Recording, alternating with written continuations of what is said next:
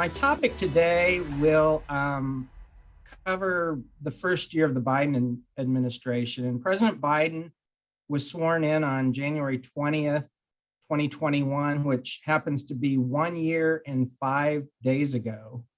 And he took over as the 46th president. In the world of antitrust, there has been a lot that has happened in that last year. And this presentation will focus on some of the changes that have occurred in federal antitrust enforcement since President Biden took office. To begin the discussion, I think we have to talk about the two federal agencies that enforce the antitrust laws in the US. On the top, you can see the Department of Justice, which has its own antitrust division. And that is one of the agencies. The other is the Federal Trade Commission, which both agencies have concurrent jurisdiction to enforce Section 1, Section 2, Section 7 of the Sherman and Clayton Acts. And in a lot of ways, they overlap each other and they coordinate, especially in terms of merger investigations and things such as that. There are some differences. Only the DOJ can prosecute criminal violations of the Sherman Act. So, for example, if the FTC investigates a price fixing conspiracy, it would have to turn that over to the DOJ to seek an indictment. And also the FTC has powers under the Federal Trade Commission Act, which actually has been interpreted a little more broadly than the Sherman Act. So there are some types of conduct that the FTC can seek civil remedies that would not really be violations under the Sherman Act. So I want to talk about where things stood on the day President Biden took office. On that day, the DOJ Antitrust Division was still under the leadership of Makan Delrahim. And Mr. Delrahim had been appointed by President Trump in 2017 to head the Antitrust Division. He was confirmed by the Senate in September of 2017. And during his tenure as head of the Antitrust Division, he pursued quite a few large, high-profile cases. He started the Google antitrust investigation, which is still ongoing. He also filed suit to block the merger of AT&T and Time Warner. And he filed the first ever criminal wage fixing case, which I'm going to talk about a little bit later because our firm is actually involved in that case. He was criticized by some people on the left. For example, he did not file suit to block the T-Mobile Sprint merger, which several of the Democratic AGs thought was anti-competitive. But I would say most antitrust practitioners would consider Delrahim to be really a down the middle of the road antitrust enforcer in comparison to a lot of other individuals who have held that position. Once President Biden took office, Makan Delrahim resigned. And that takes us to our next slide. The new acting assistant attorney general for the Antitrust Division was Richard Powers. And he held that position from February 8th until November 16th of 2021. Powers had served the bulk of his legal career in the Antitrust Division. He was kind of a career lawyer in the Antitrust Division. He had prosecuted a number of high-profile cartel and fraud cases in the financial services industry, including bid rigging of municipal bonds and various offenses involving the LIBOR bank rates. Under his leadership, I'm not going to talk too much about Mr. Powers because really under his leadership, he didn't make any real significant changes in the Antitrust Division. And for the most part, just kind of continued down the course that Makan Delrahim had been following until his resignation. So that takes us to the Federal Trade Commission, which on January 20th, 2021, had 3 Republicans and 2 Democrats. The chair of the FTC was Joseph Simons. Prior to becoming the FTC chair, he was a partner at Paul Weiss firm in New York and the co-chair of its antitrust practice group. His practice there focused on M&A, litigation, and counseling. The other 2 Republicans were and still are Noah Joshua Phillips and Christine Williams. Before coming to the FTC, Noah Phillips served as chief counsel to Senator John Cornyn from Texas on the Senate Judiciary Committee. And in that position, he advised Senator Cornyn on legal and policy matters, including antitrust law. And prior to that service in the Senate, Phillips had worked as a litigator in New York at Cravath, Swaine, and Moore. Christine Williams, the 3rd Republican commissioner, had served at the FTC under the George W. Bush administration. And in between her positions at the FTC, she had worked in-house at Delta Airlines and also in the antitrust practice groups at Kirkland and Ellis and O'Melveny and Myers. The 2 Democrat commissioners were Rebecca Slaughter and Rohit Chopra. Rebecca Slaughter, before joining the FTC, she had been chief counsel to Senator Charles Schumer of New York. And before that, she had been an associate at Sidley and Austin in DC. Rohit Chopra had previously been the assistant director of the Consumer Financial Protection Bureau, where he had oversight over the student loan agenda. So soon after President Biden took office, as is customary, Joseph Simons resigned because there was a change in leadership at the White House. And that occurred on January 29th. And at that point, it left the commission with 4 commissioners, 2 Republicans and 2 Democrats. Rebecca Slaughter was appointed as the acting chair.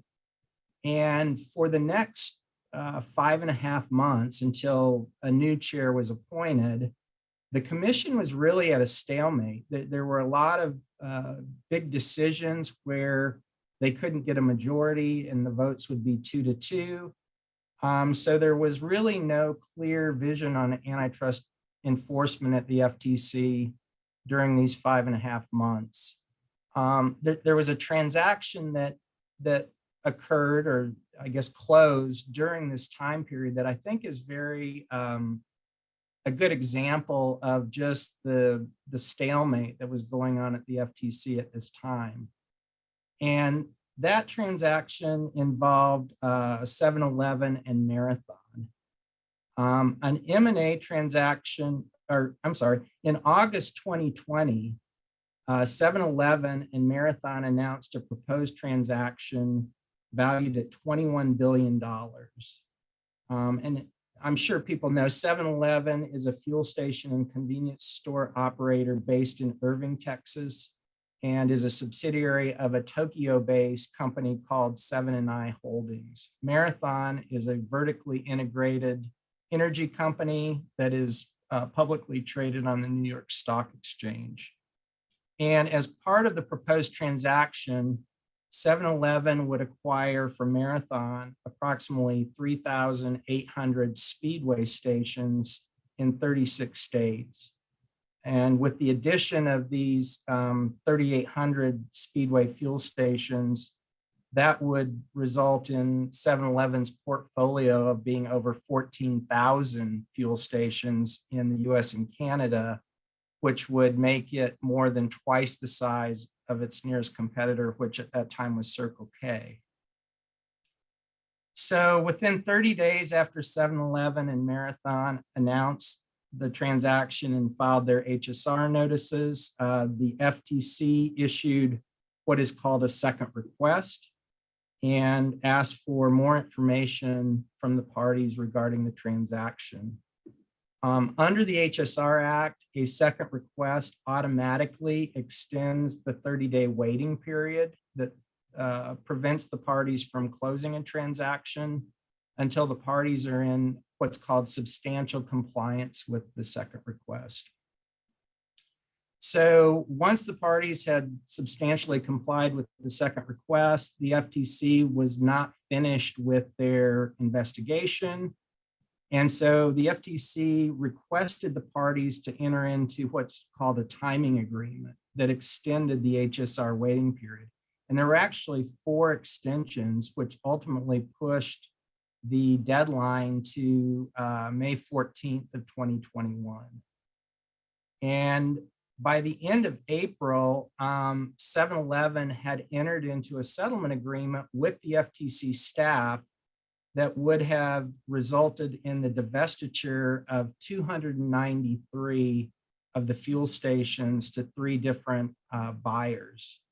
And according to a statement by 7-Eleven, that settlement had been approved by the FTC staff lawyers who they were dealing with, and also the head of the Bureau of Competition, which is one of the 2 bureaus within the FTC.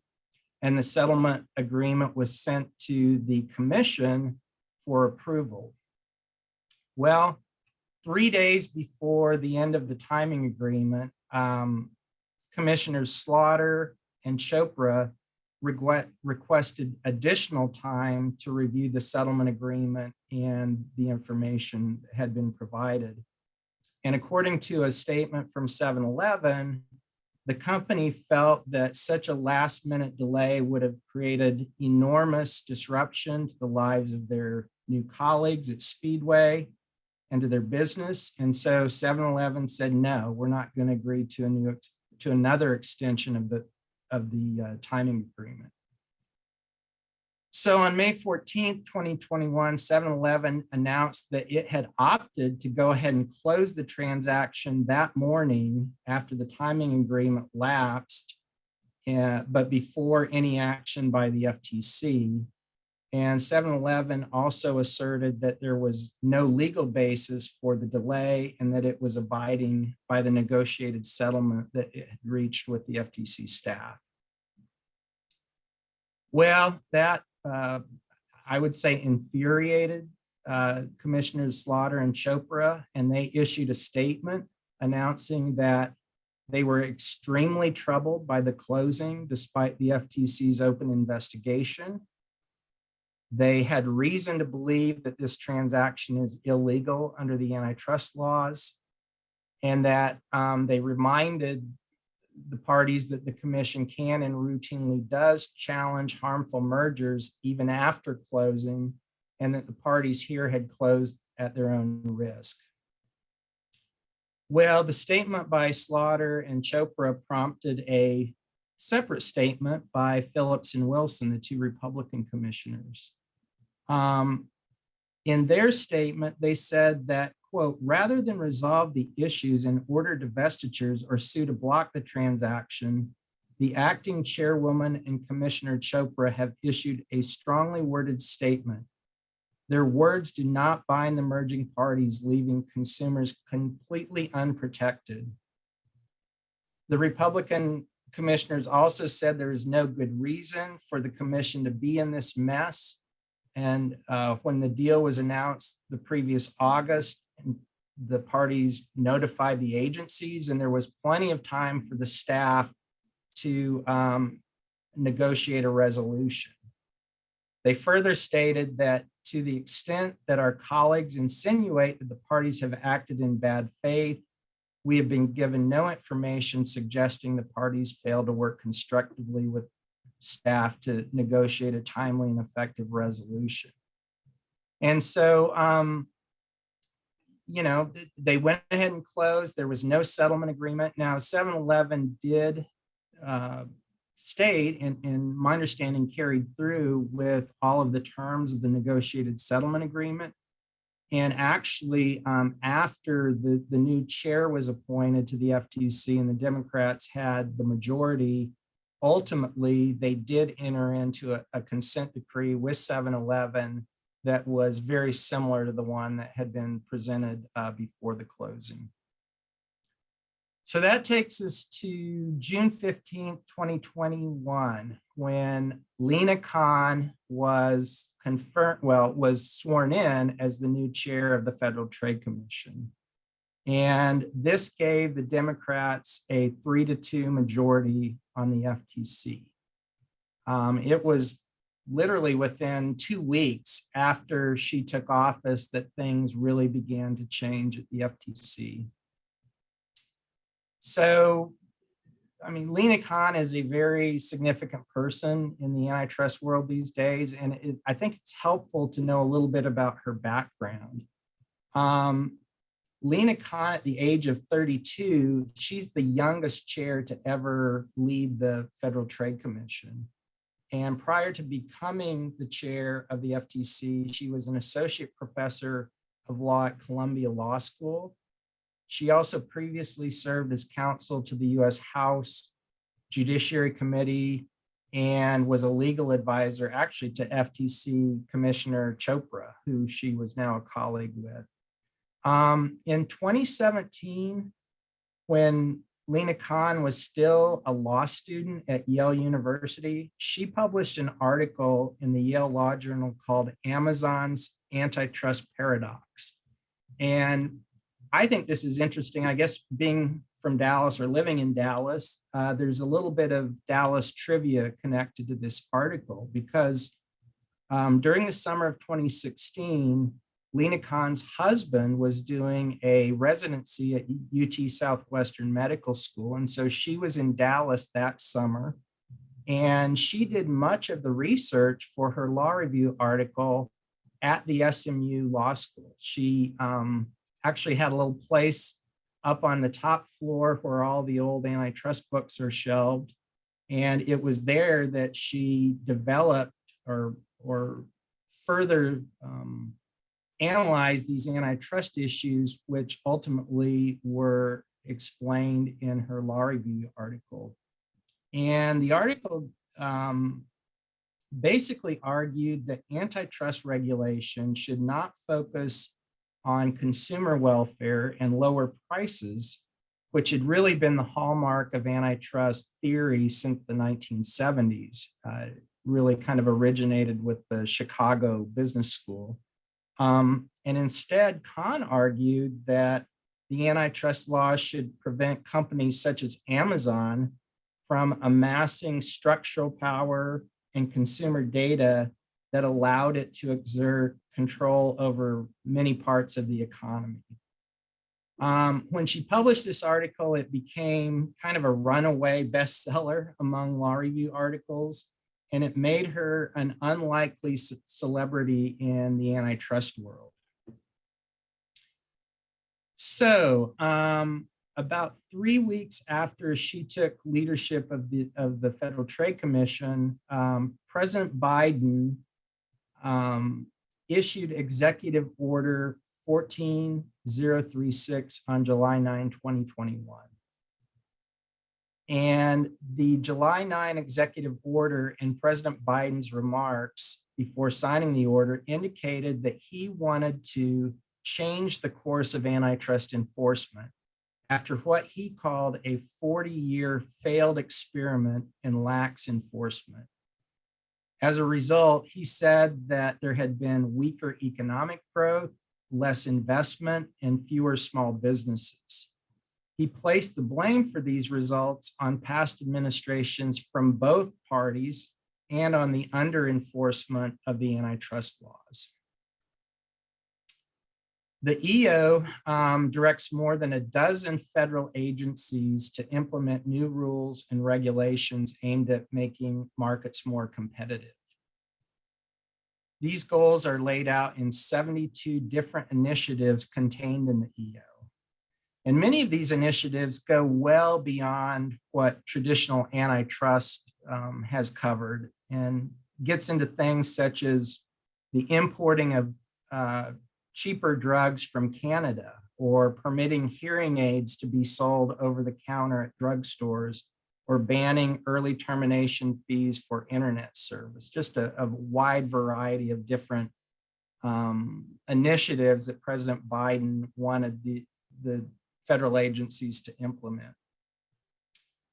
The executive order also aims to boost wages in a variety of industries and make it easier for small businesses to compete. And then one other thing that was contained in it is that it created a new White House Competition Council led by the director of the National Economic Council to coordinate the federal government's response to the rising power of large corporations.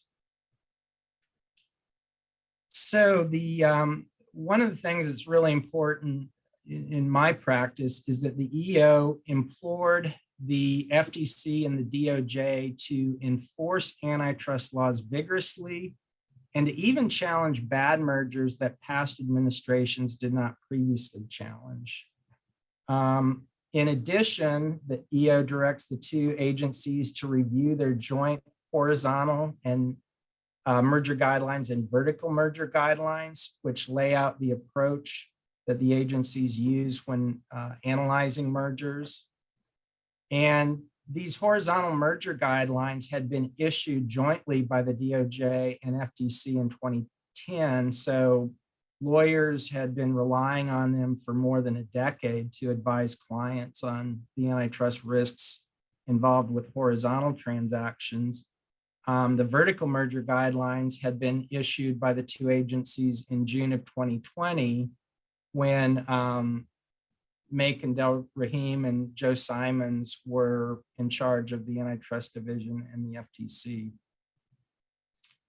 So that occurred July 9, 2021, about 2 weeks, or actually less than 2 weeks later, on July 21st, 2021, in her second public meeting as chair of the FTC, the commission voted 3-2 to rescind a longstanding FTC policy statement that limited the use of prior notice provisions in M&A settlement agreements. So the prior policy had been issued in 1995, and it limited the use of prior approval provisions in M&A settlements unless there was a credible risk of the company trying to consummate another illegal transaction. As a result of the FTC vote, going forward now, parties will be required to provide the FTC with advance notice and receive prior approval before closing any future M&A transactions, even if they're not reportable under the FTC Act. On August, or about 2 weeks later, on August 3rd, 2021, the FTC issued a statement on its website that said the agency had started sending letters reminding companies that the FTC has the authority to find that a merger is unlawful even after it closes. And according to the statement, companies that choose to proceed with transactions that have not been fully investigated are doing so at their own risk. It went on to say that when the FTC does not challenge a transaction prior to its consummation, it does not constitute an approval or clearance, and that the agency maintains the right to challenge a deal regardless of whether it was initially investigated. And so then a few weeks later, on September 15th, 2021, the FTC voted 3-2 along party lines to rescind the vertical merger guidelines, which had just been issued a little over a year earlier on June 30th, 2020. And during the meeting at which the vote occurred, FTC Chair Lena Kahn expressed concern that courts could rely on what she called misguided vertical merger guidelines to clear otherwise anti-competitive mergers between companies. The two Republican commissioners were very critical of the FTC vote on the vertical merger guidelines and argued that it was irresponsible for the FTC to leave companies with no clear idea of how the agency will analyze vertical transactions.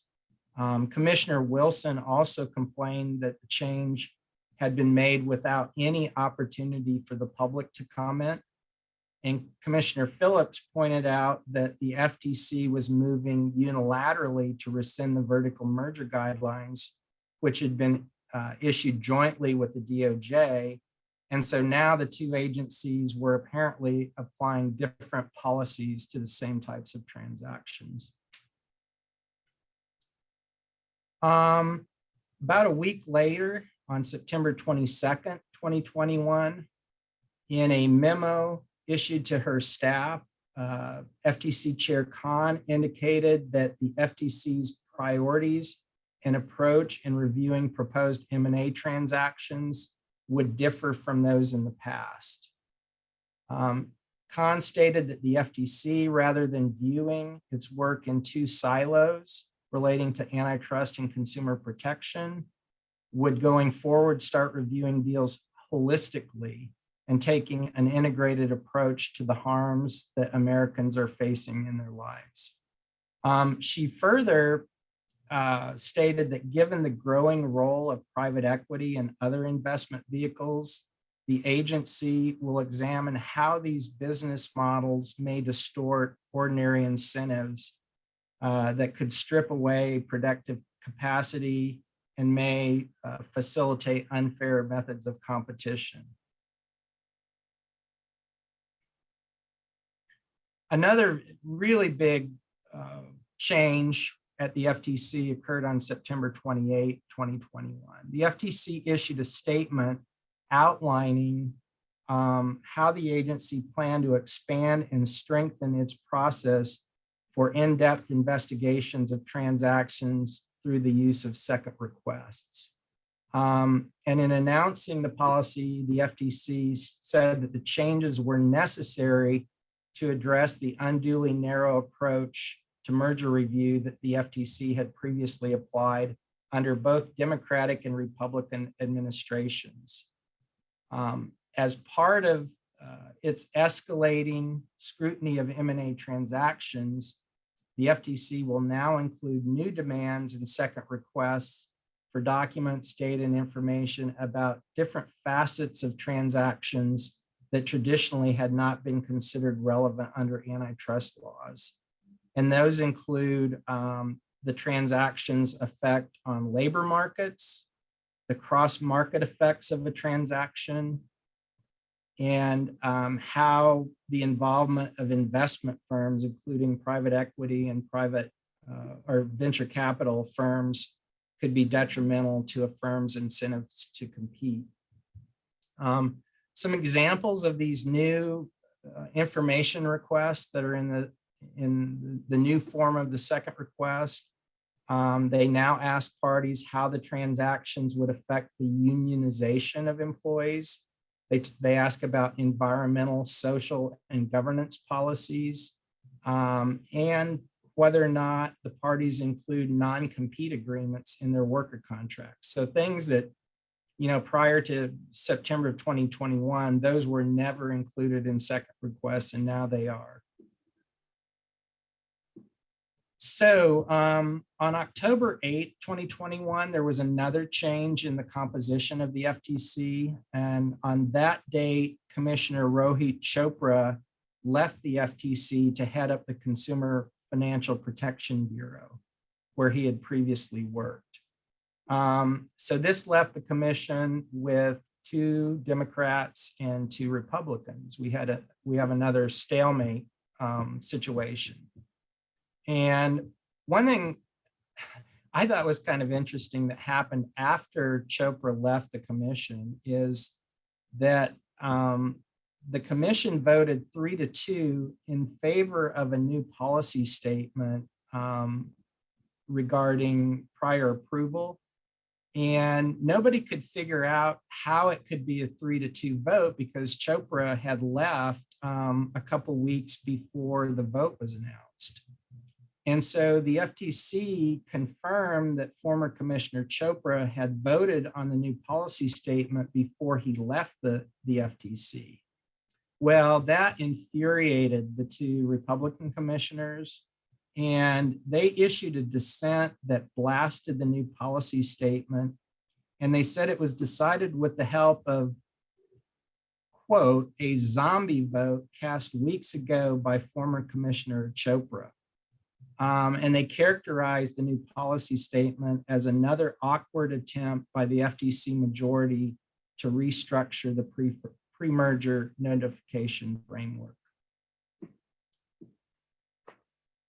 So soon after Chopra left the FTC, President Biden nominated Alvaro Bedoya to replace Chopra on the commission. Bedoya is a privacy law expert at Georgetown University Law Center. He also is a noted critic of Facebook, Google, Amazon, and other online platforms for alleged violations of user privacy rights.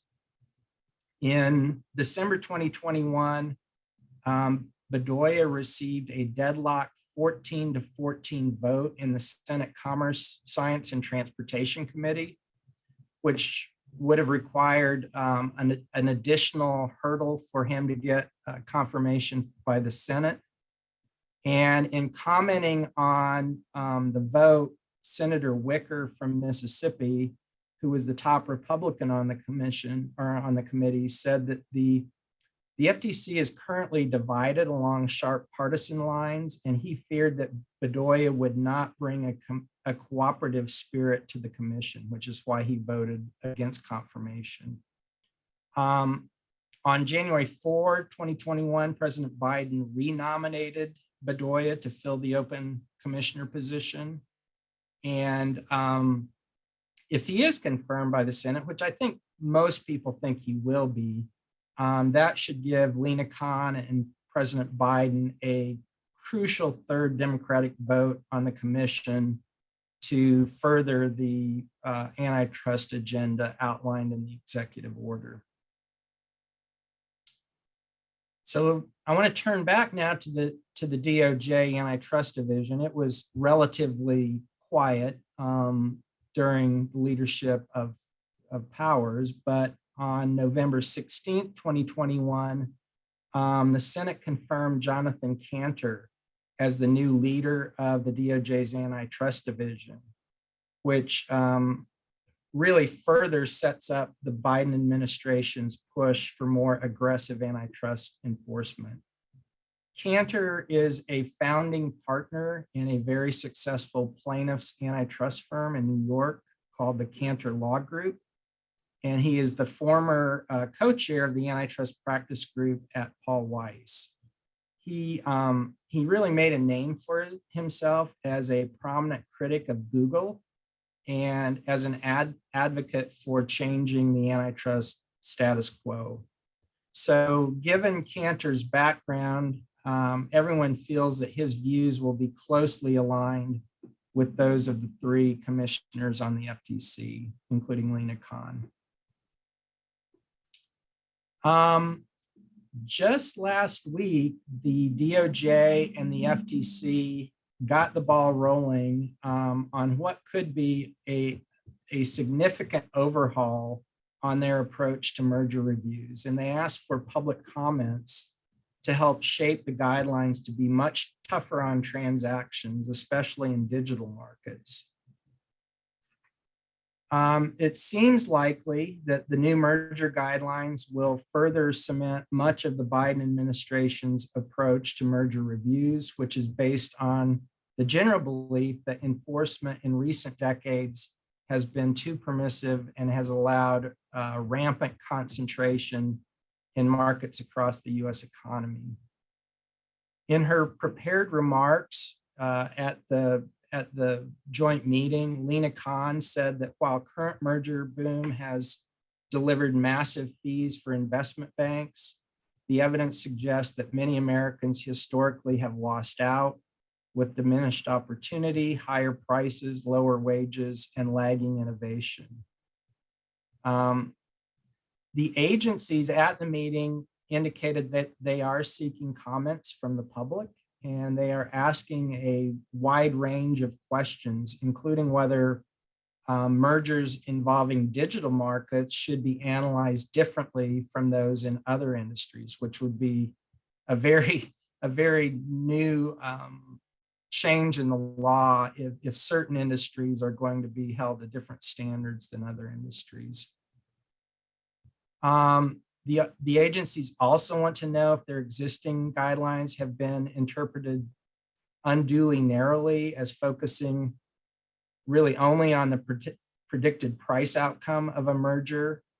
And this question could indicate further efforts to move away from the consumer welfare standard and closer to the standards that Lena Kahn articulated in her Yale Law Review article.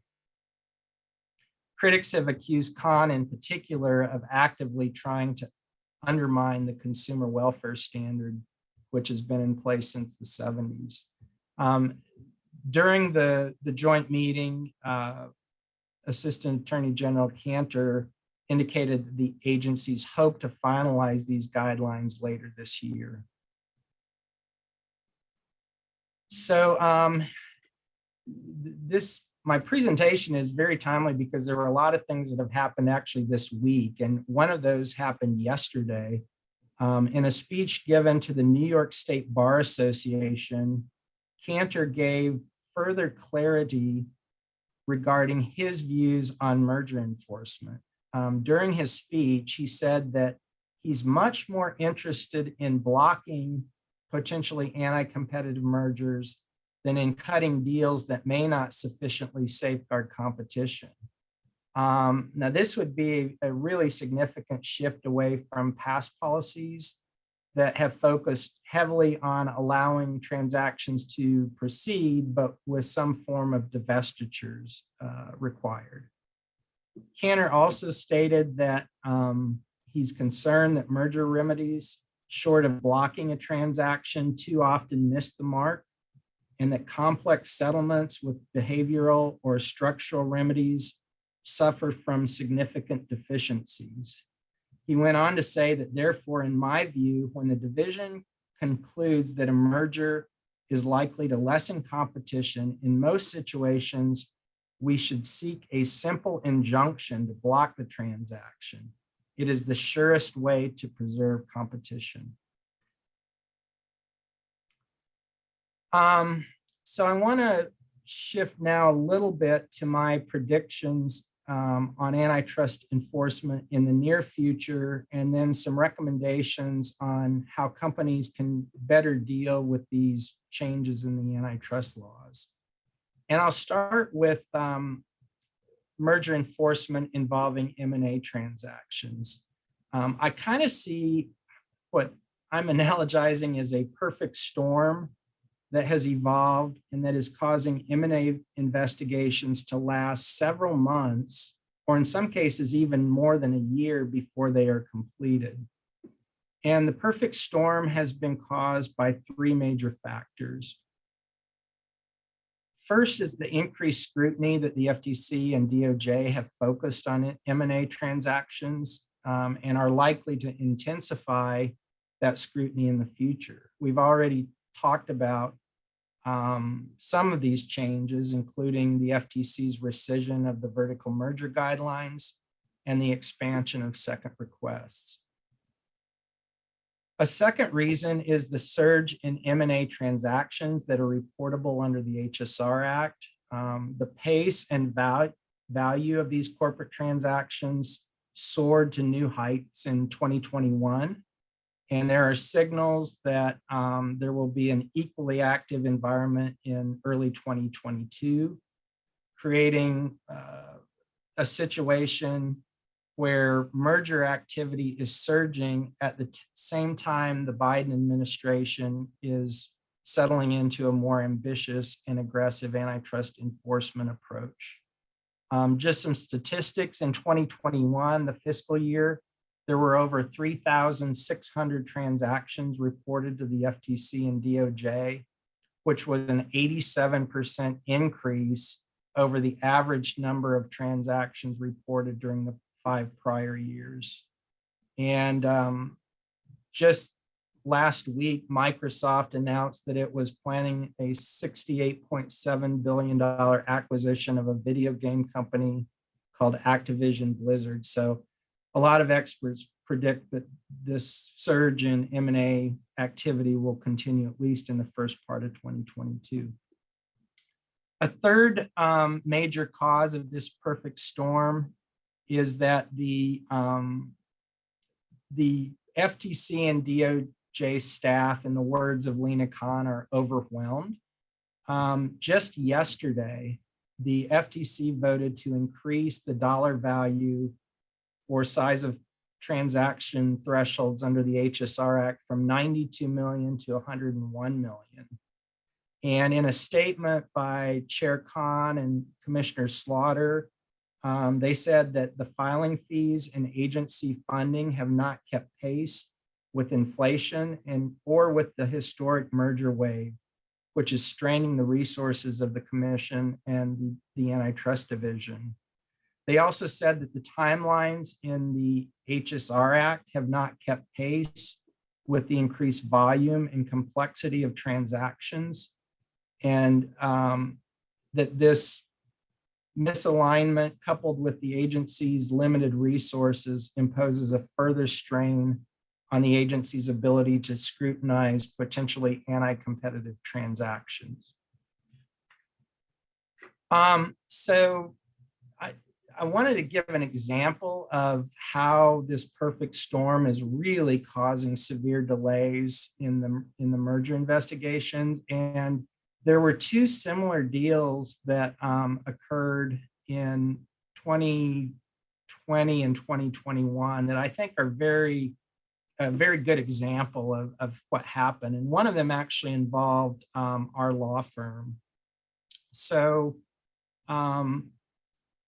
we represented a retail fuel station chain in Tennessee called Hollingsworth Oil Company.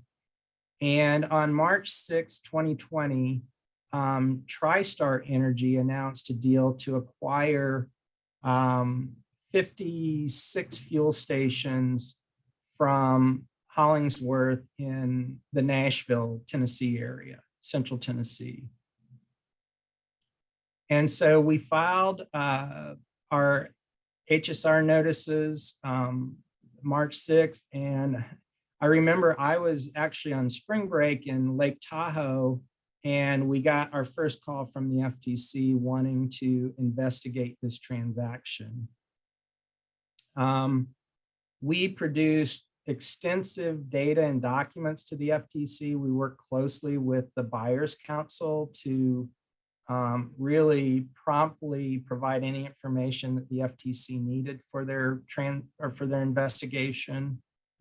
And we were actually under tremendous pressure, time pressure, because TriStar had obtained bank financing, but the loan commitment expired July 8th of 2020. And so we were really pushing hard to try to get the FTC to approve the transaction in time that it could close before that deadline. So fortunately for our client, on June 24th, 2020, we did reach a proposed consent agreement with the FTC. It did require the parties to divest 2 fuel stations in 2 smaller towns outside of Nashville, but we were able to identify a suitable divestiture buyer and also negotiate the transaction for that company to buy these 2 fuel stations that were divested under the settlement agreement.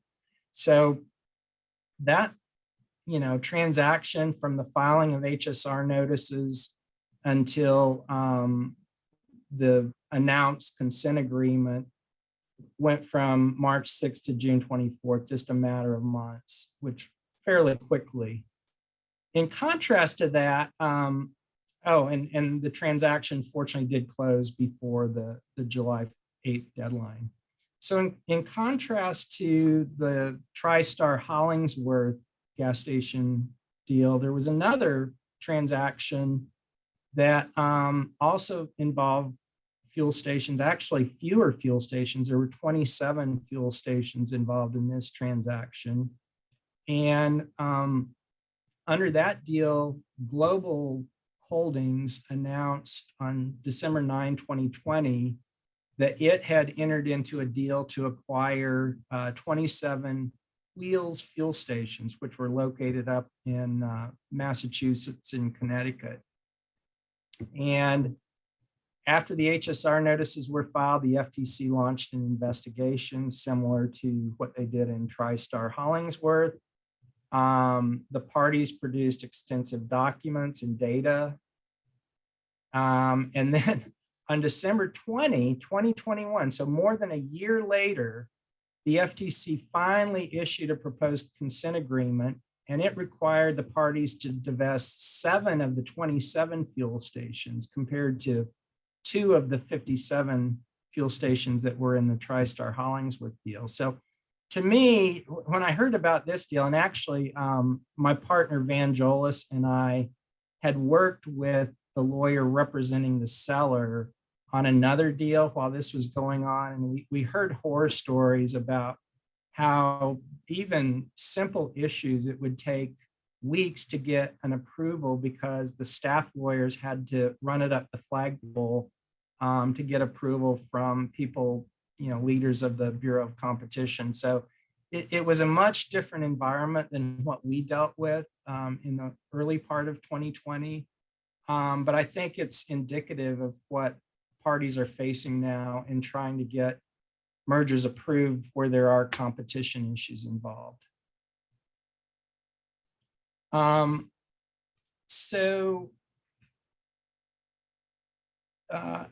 got a few recommendations for companies that are considering M&A transactions just based on the current environment and our experience in some transactions over the past 2 or 3 years.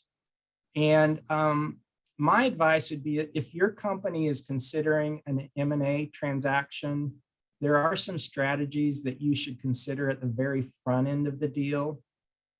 And, getting a deal approved now, especially one with significant competition issues, can take many months or even more than a year. An example being the Global Wheels transaction.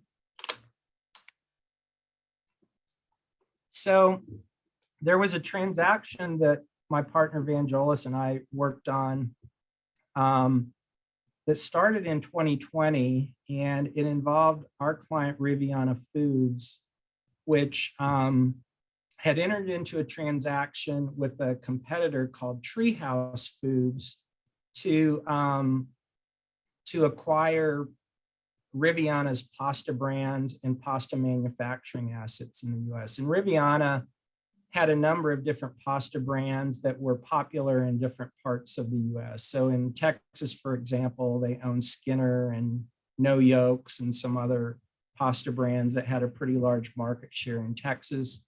In the Northeast and the Southeast, they had a brand called Ronzoni, which had a large market share.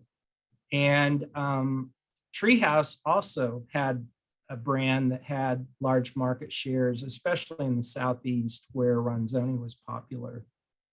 So we worked closely with Treehouse's Antitrust Counsel and identified certain pasta assets and pasta brands that we thought would cause antitrust concerns if they were included in the transaction.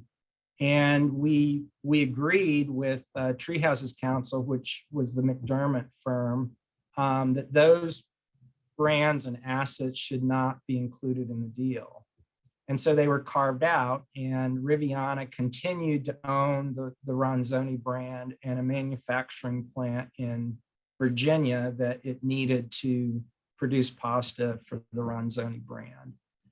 So as a result of our strategy and the advice to our clients, the DOJ granted the parties' request for an early termination of the waiting period.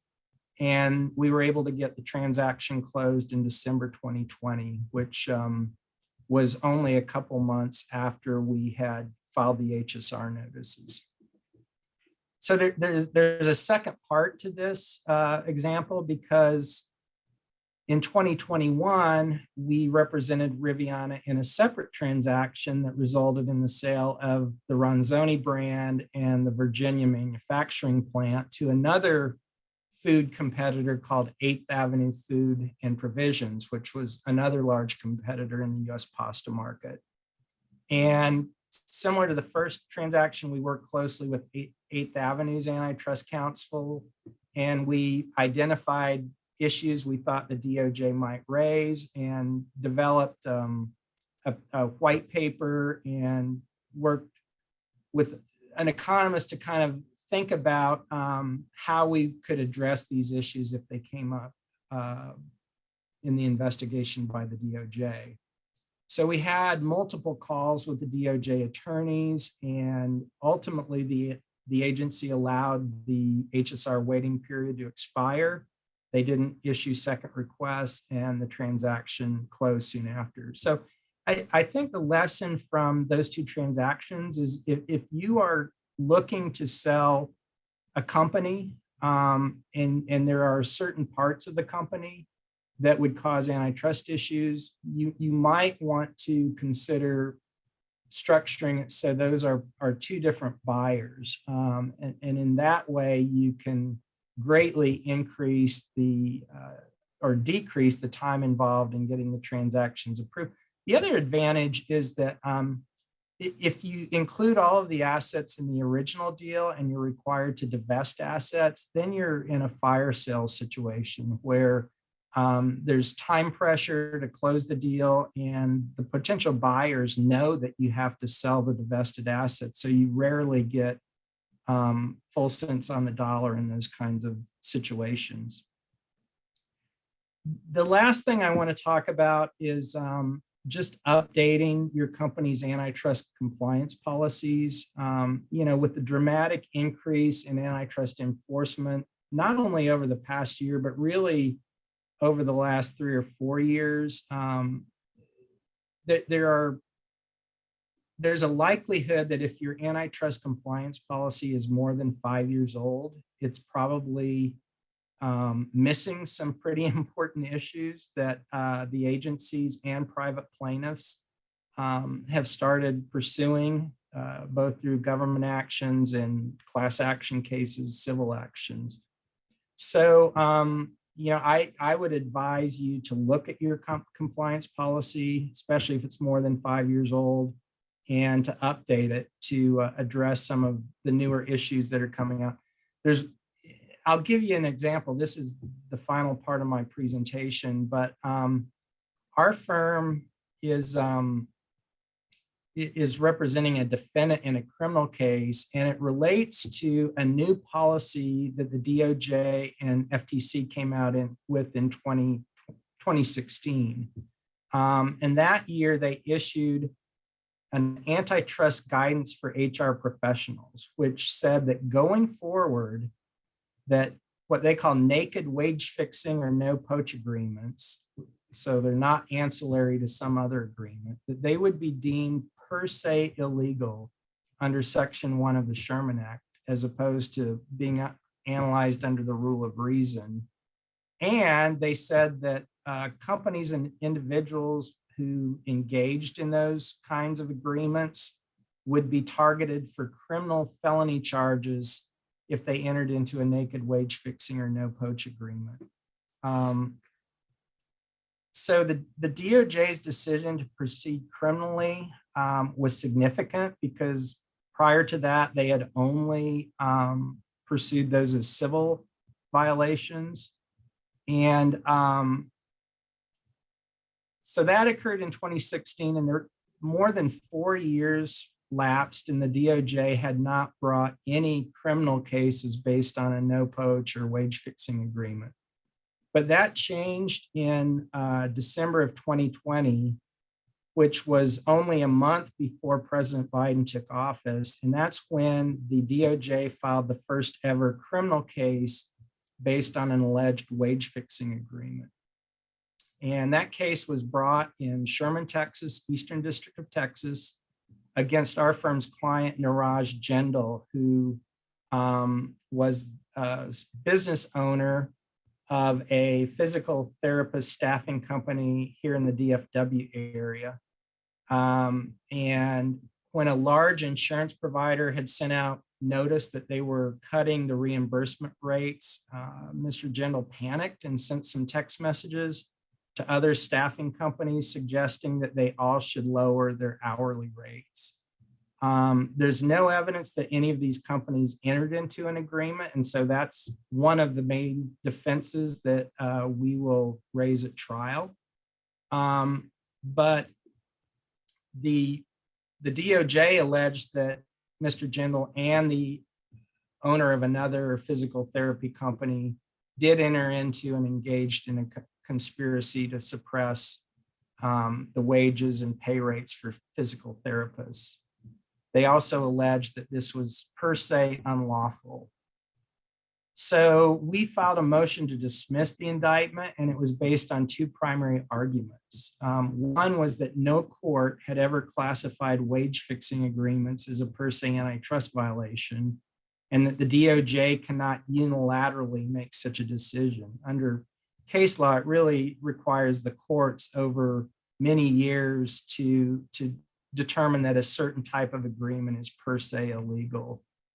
We also argued that even if wage fixing agreements are per se antitrust violations, that our client was denied his due process rights of fair notice because no one had ever been convicted of a criminal violation for entering into a wage fixing agreement.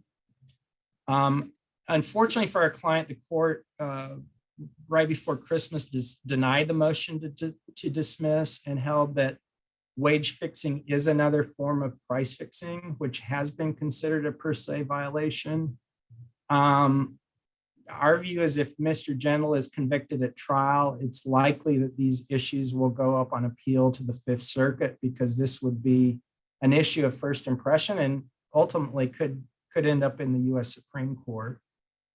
And the case is set for trial in April 2022. So again, this is a good example of if your antitrust compliancy was adopted before 2016, it probably doesn't address wage fixing or no poach agreements. And if it does, I can almost guarantee it doesn't indicate that those could be criminal violations. But at least in the eyes of the DOJ, it is a criminal violation. And so the consequences of that can be very severe. So it looks like I am out of time. I had planned to answer written questions if time permits, but I think I'm out of time here. It looks like we're right at the top of the hour. And so I guess I timed it pretty well.